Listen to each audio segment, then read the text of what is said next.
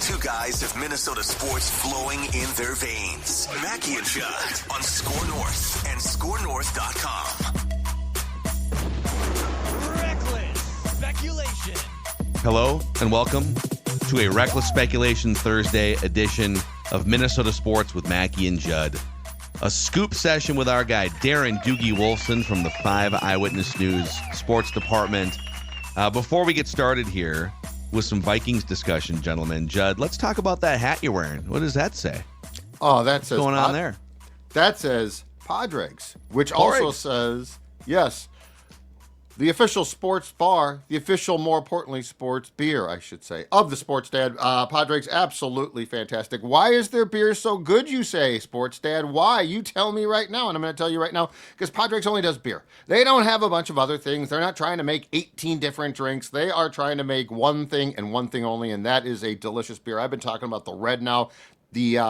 The amount of selection growing by the day, absolutely fantastic. And now let me pass on some good news too, because I appreciate we've seen people going to their brew house and sending us pictures, but also the question is, where can I get this great beer? And I'm going to tell you right now, new distributor, they are going to be in more and more bars and liquor stores. So if you do not see Padres, if you do not see that red in your bar or liquor store, you just ask and they will get it for you.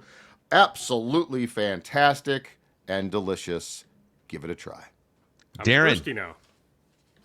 I could go for some Padres. Hey, I'm impressed that Judd remembered that he was wearing a Padres hat. Like, he's been going for a while this morning. He's got so many darn hats. I switched.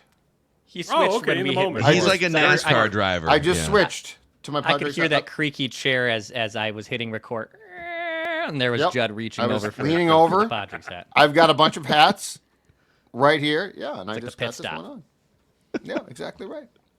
So like let's start here, boys. You know, Judd's had a theory as the Lions' injuries have racked up over the last few weeks. It's just they have 16 defensive players out. You got David Montgomery, and he's probably out for the season. Their kicker got hurt. And Judd's theory's been, hey, Dan Campbell, it's great. It's great when everything's going well in October and November, but maybe he's riding these two guys.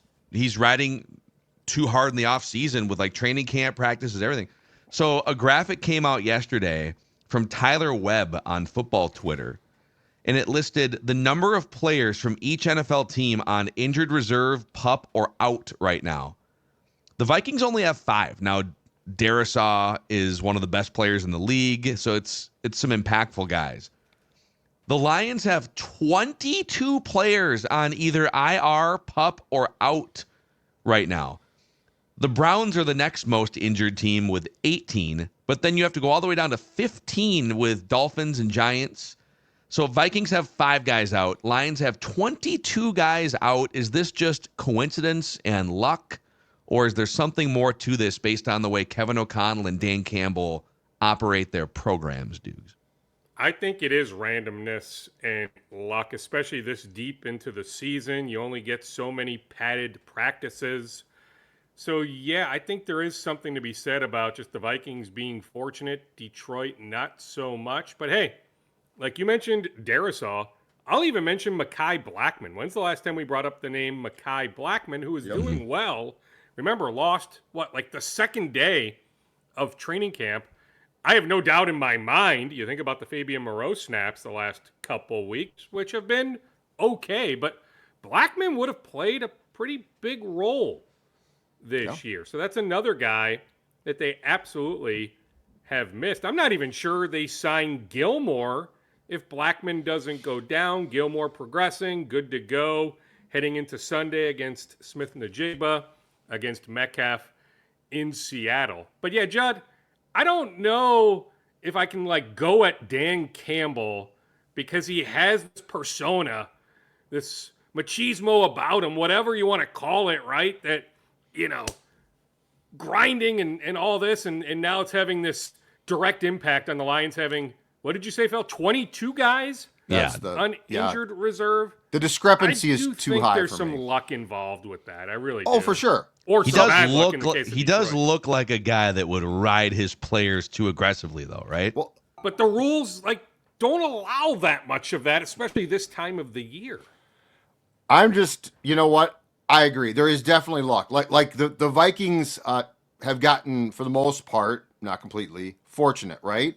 I'm just saying Phil went through a list, the discrepancy, and if you look at the chart, it's so big that if you're Detroit, I think you're at least examining it. And you know what, too? I mean, the Lions' style of play. Like, there is no question there are defensively some questionable tactics used. I'm sorry, but you don't tear, two top tight ends' knees up within the course of a season, and that's just an accident. So, yeah, I'm with you, Dukes. There is luck involved. I also think that there is a large enough discrepancy that if I'm at the Lions, I probably take a long, hard look at how I got, basically my entire defense and more on IR. That's what's weird about it. It is weird. And hey, maybe it's an overreaction, but like 3-4 weeks ago, to me, clear cut Detroit, number 1 team in the NFC. I'm pumping the brakes on that. Like, I don't see the pathway now with all these injuries, how Detroit is going to win. I don't think they end up as the 1 seed. So I just don't see the pathway to Detroit winning 3 games to win the NFC to get to New Orleans in February. Yeah, this is what happens, by the way, and we talked about this on Purple Daily a couple days ago, that the Lions don't have good seasons very often, and there does seem to be a little entitlement in the way that people have been talking about them. Their fan base loves to chirp on the internet. But Byron Murphy Jr. even told me in the locker room a couple weeks ago, he told me he was sick and tired of all the Detroit talk, so he was pretty frontal about it. He was willing to offer it up on the record, I can promise you.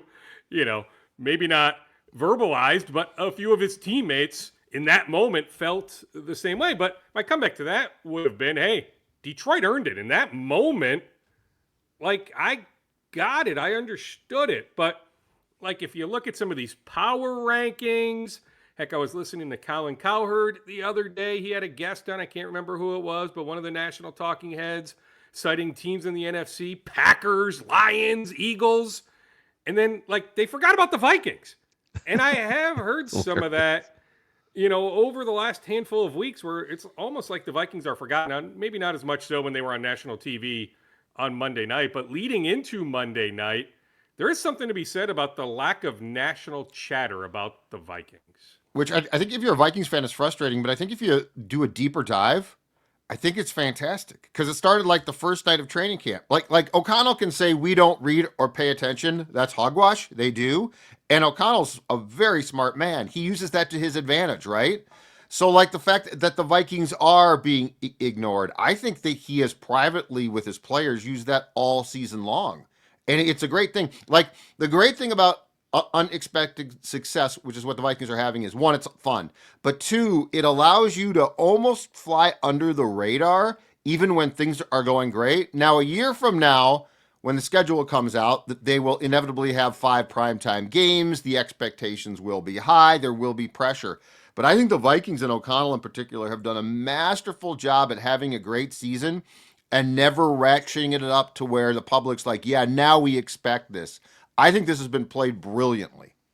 It has, although I don't think recently my vibe, Judd, is at least the part of KOC saying, hey, nobody believes in you. I think that's a hard one to play in this very moment when you've won 7 consecutive, when you have 12 wins, only the 2 losses. I do think early in the season, undoubtedly, preseason, training camp, yes, how nobody was talking about them, how expectations were incredibly low. I think he played that card. I just don't know if he's playing it as much this very second. Mm-hmm. There's a great story in The Athletic today or yesterday by our guy Alec Lewis. He posted this morning, that Kevin O'Connell has been leaning on, not just as a head coach, but even before he was a head coach, he has befriended and has sort of been leaning on Bill Cowher as a mentor. And there's some... Alec talked to Bill Cowher about a few years back. There was a gathering down in Arizona, and Doogie, you've talked with Trace Armstrong. He's a super agent for coaches essentially, and he gathered Bill Cowher and a bunch of younger, coordinator type clients that were underneath him, Trace Armstrong, and they all just like had a fireside chat and talked ball. And Kevin O'Connell asked for Bill Cowher's number afterwards, and Cowher thought, oh, it's, he's just being nice. But like he was getting questions from Kevin O'Connell leading up to his journey through the Rams and then getting the job with the Vikings, and then they've been in touch the last 2 or 3 years. I don't really have a question. I just think it's interesting that Kevin O'Connell is seeking out guys like Bill Cowher to lean on for guidance and advice. He gets it, right? I mean, there's other people in that mix. By the way, Alex's story on Cam Bynum a few days ago, well worth your time. Excellent, excellent story. But like the Matt Castles of the world, the Mark Sanchez's of the world, like Kevin is in contact with a lot of these people pretty regularly. And hey, Judd, I respect the hell out of that he doesn't feel like he's got every single answer. Right? Like, I appreciate that. And I get it. Hey, Zim, the previous regime, Zim would lean on his guy, Parcells. But, like, Zim, at times, I think it seemed like, hey, I don't need any help. I know what the heck I'm doing, right? And KOC, like, yeah, I think he completely gets it. Even, like, now, in season, like, of course, KOC deserves all sorts of credit for the development of Sam Darnold. But, hey, like, he defers to Grant and Josh, the quarterback coaches, a ton right now. It's not like KOC on a Monday is one-on-one with Sam dissecting, okay, why didn't you make this throw? Why didn't you do this? Why didn't you do that? It's a lot of deferring in this moment. So I appreciate that a lot about KOC. Yeah, and Josh has done a great job too. Like and again, if you go to a game and watch him on the sideline, Josh is doing way more. Like a quarterback coach ordinarily is helping, but I mean he is actively involved and running up and down the sideline. So Duke, you did the pregame story on Monday about the postgame speeches and talked to a bunch of players, which dovetails into the Star Tribune today. Kramer had a great piece on the fact that the Wednesday schedule, if you guys saw it, was really weird. I think the open locker room was like 4:30 to 6 or 5 to 6. 5:30 to 6:15, yeah. Extremely late. And it turns out that O'Connell was faced with because it's a short week, either the coaches having to stay Tuesday into Wednesday until 2 a.m. to watch film, or he could cut the coaches loose, bring them back on Wednesday, but then the practice would have to be shoved back. O'Connell got as much, or on a very short notice, got as many of the, I think, 8 captains on a FaceTime call. Yeah, absolutely. And so like 6 jumped on and basically said, hey, if we do this, can we make this work to the players? And it sounds like the players were like, absolutely, sure, yes, we'll call our guys. But that's just sort of like the bandwidth here of this dude. And Dukes, to your point about talking to players, the amount that the players have to love and respect that they are very much involved. Like that just goes to, I think, the secret sauce that has made this season so special. Yes, I mean, he's the clear-cut coach of the year. I get it. Current betting favorite for coach of the year. Like, to a man, I mean, I've talked to many guys on camera, off camera. They freaking love the guy. But yeah, like, a lot of teams have leadership councils. Heck, Zim had a leadership council. But I just wondered at times, were you really listening to what they were saying? In this case, like, there's no denying, like, KOC is all ears when he's bouncing stuff off of O'Neal, Metellus, other team captains. And yeah, that was a fun story to put together Monday for the pregame show. Metellus actually told me the best speeches are the night before. We just don't get access at the team hotel, but the night before, those apparently are the best speeches. So we have a sliver of, KOC speeches when they put them on YouTube or social media, immediately after a win, not a loss, but after a win. But Josh told me, hey, like, you should come to the team hotel. I said, hey, yeah, extend the invitation. I will be there the night before if I can capture it. But he's like, you should come to the night before. Who's that guy hiding in the plants around the corner? You should take him up and say, hey, Josh, baby, what's up? I'm here. Let's go in. Who's that guy wearing Brian O'Neal's sweatpants and shoulder pads? What's happening? Why does he have a flower pot on his head. He's not a yeah. Hey, just a little reckless speculation within the Vikings locker room right now. We better, right? It's Thursday.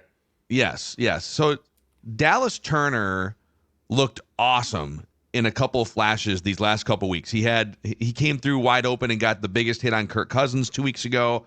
He had that highlight reel sack of Caleb Williams where he's like kind of down on one knee as he's going underneath the right tackle. What information are you gathering on what people in that building think about Dallas Turner? How is Dallas Turner sort of doing and feeling?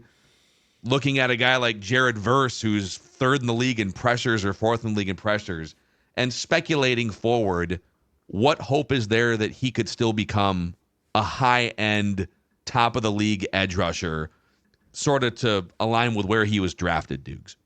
Yeah, I mean, my sense is, Phil, they are still very, very bullish on his future, incredibly optimistic about him hitting his ceiling. I mean, you look at that sack on Monday, the way he beat a really good right tackle, Wright, who was a high draft pick out of the University of Tennessee. Now, Dallas told me post-game, hey, like I knew him, SEC, Alabama, Tennessee, but still, like that move, and I get it, that was his first sack since he sacked Daniel Jones, his now teammate, week 1. So we went 3 months between sacks.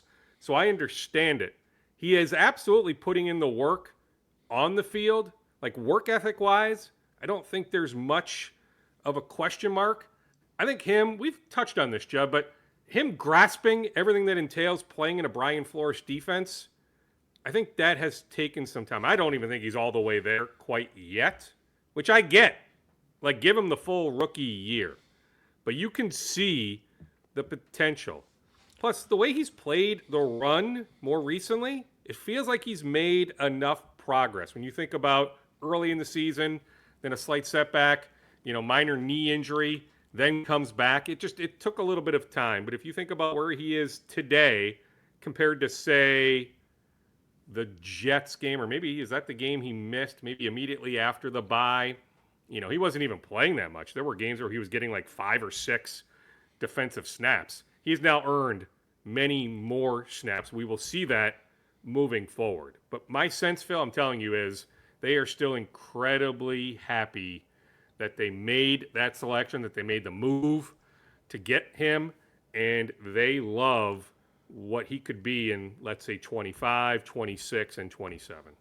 2 important things here. One is I have not seen him, and he's had an opportunity to, and he has not brooded at all. Like you don't see him being, checked out, right? Like you're not playing. It's a rookie year. We've seen guys. It's tough. But he has been, as far as I could tell, at least in the locker room, super engaged. That's important. The other thing is, I think we have to be careful because, yes, some of the draft picks in 22, we've talked about it a ton. Don't need to go back to that. But I think that paints a picture of how we feel about Kwesi's picks, right? Dallas Turner is a Brian Flores guy. And Brian Flores is developing him. He is watering him like a flower. Now, when we talk about the 22 draft, those were not Flores' guys. And, for instance, credit to the Vikings. Asamoah is still on the roster and contributing on special teams. But clearly he is not in line to play linebacker in a Flores D. That's fine. But the difference here is, like, Dallas Turner to me is no concern. This is just a developmental thing. And so I don't look at this and think, oh, crap, possible bust. I look at this and say, one, the people in front of him are veterans who are very good. And 2, I would rather have you develop a guy and like doing what they're doing now, which is to start to get him snaps when they feel he's prepared to play, than throw him into the fire, have him fail, and have to rehabilitate him out of failing. Let me add, too, like, playing in a Nick Saban defense is not easy. So he's fully capable of grasping the intricacies of the flow defense. I feel like it's taking some time, but we are seeing the fruits of the labor he's putting in, to use that cliche, starting to pay off. I would still bet on him heavily, Phil. Now, I get it.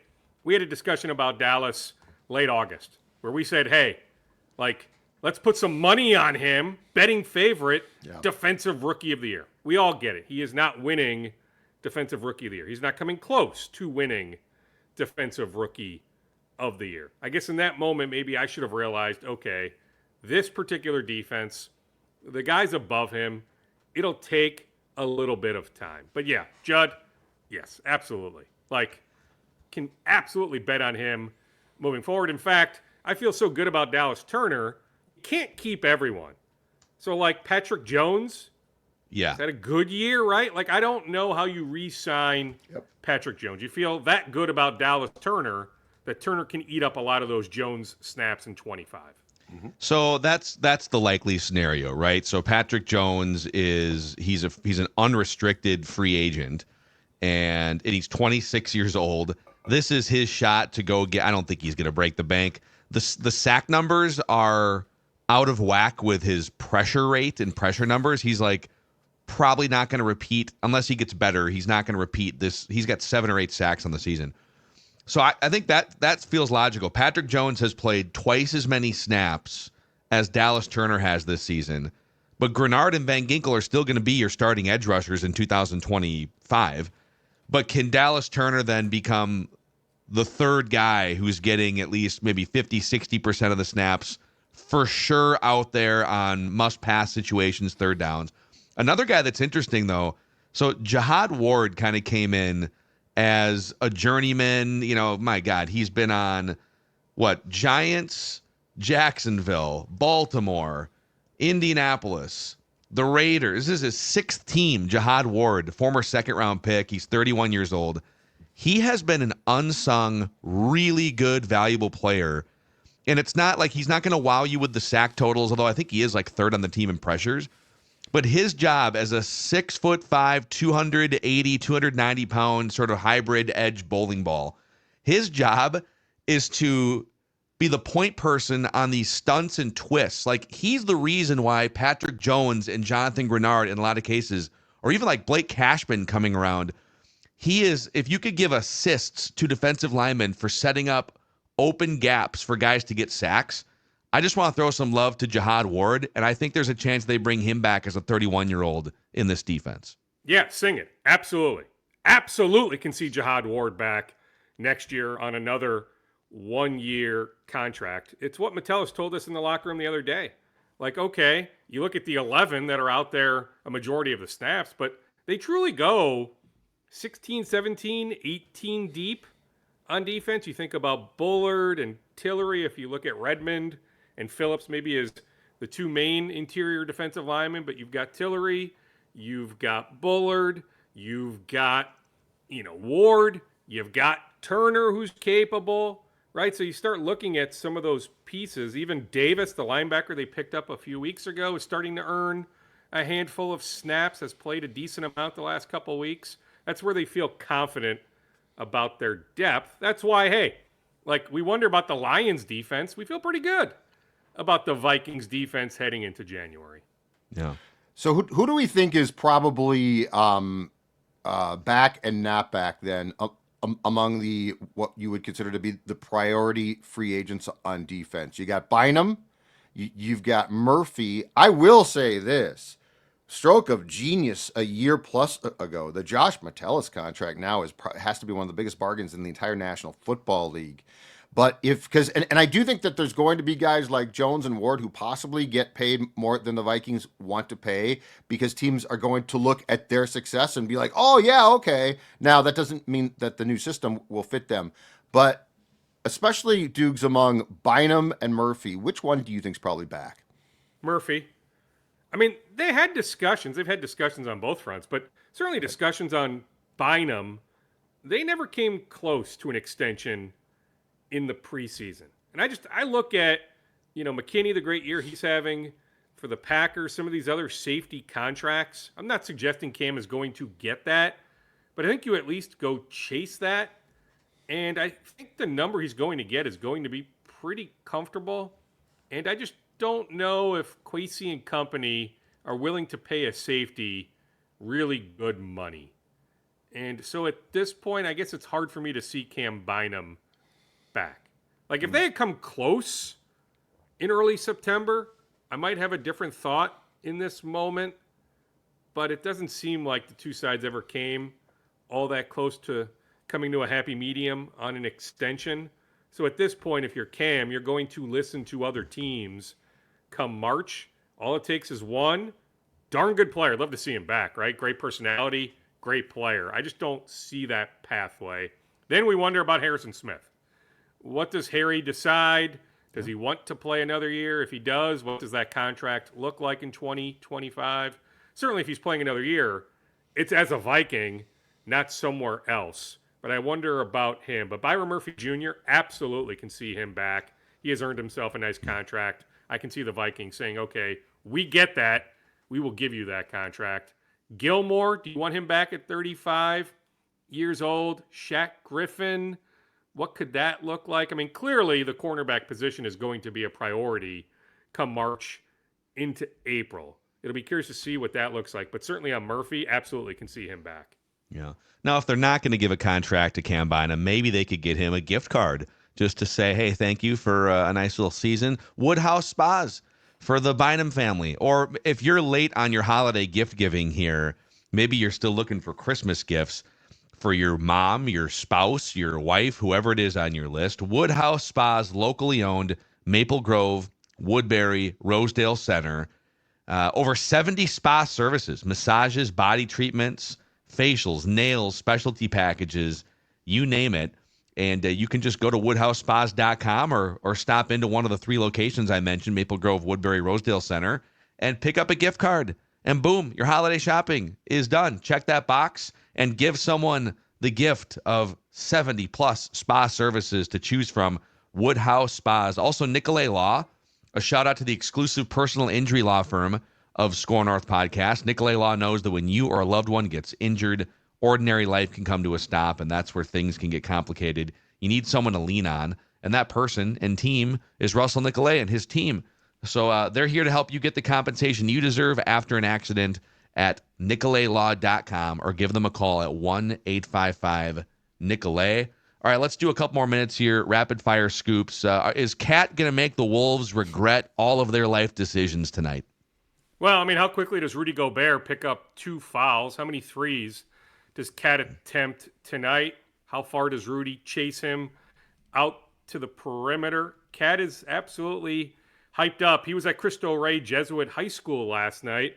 A bunch of Knicks folks were there. Jericho Sims, Knicks backup center, graduate of Cristo Rey Jesuit High School, had his numbered jersey, number 20, retired.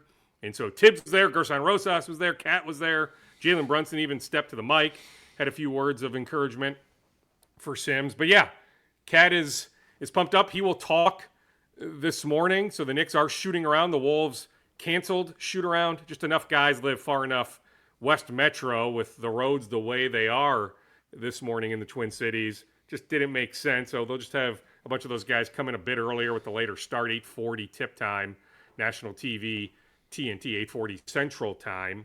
And so the Wolves will kind of do a mini shoot around, late afternoon, early evening, just kind of shifting everything. But yeah, I think it is going to be a pretty damn good Cat game. And Phil, I'm pumped up to see the Wolves play a team that has its full complement of players. Like even on Sunday, I don't think Keldon Johnson is the difference maker between the Spurs winning and losing.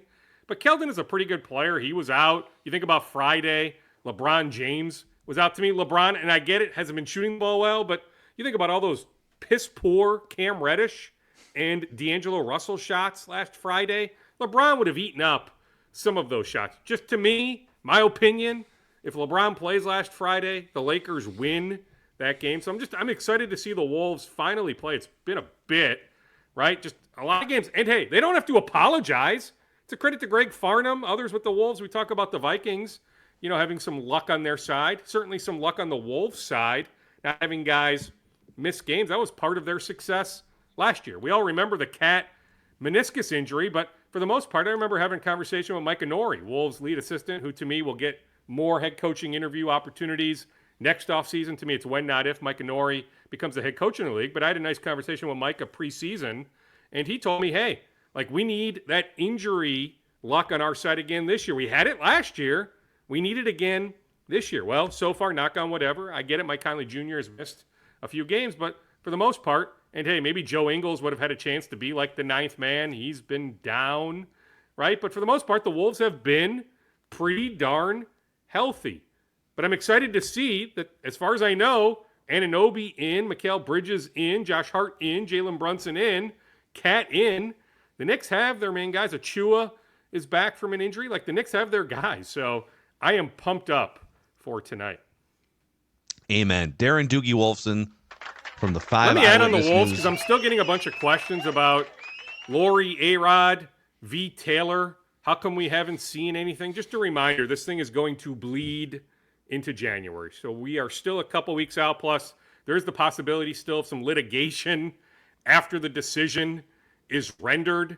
They're bringing back the 3 arbitrators, the lawyers for both sides, for some final questioning, just to get some clarity on a couple points. So that will take place in early January. So we are still at least a couple weeks out. I stumbled into a conversation with a Justin Ishbia associate, former associate. Actually, let me put the emphasis on former associate. This person was raving about Justin. And hey, again, he doesn't work for Justin anymore, former higher up for Justin. Doesn't work with Justin anymore. But he still loves the guy. Like, he thinks the world of him. So I'll continue to say, if you're a Twins fan, you are rooting for Justin Ishbia to eventually become majority owner. Interesting. We'll talk more about that on the Score North Twin Show today, too. Cheap plug. And one more. All right, happy for my guy, Joey Gerber, Wayzata High School. He's battled some injuries, made his Major League debut with the Mariners a few years ago. Signed a minor league deal yesterday with the Tampa Bay Rays. The Twins did not make him an offer. He'll get an invite to big league camp. Can eventually see him earning a spot, middle of the summer in Kevin Cash's bullpen. Yeah. All right, Dukes, enjoy your football weekend, and we'll do it again on Tuesday, another scoop session here. See you, buddy. See you, Duke. Yes, absolutely. See you, boys. Bye-bye. Darren Doogie Wolfson from the 5 Eyewitness News Sports Department here. Minnesota Sports with Mackey and Judd.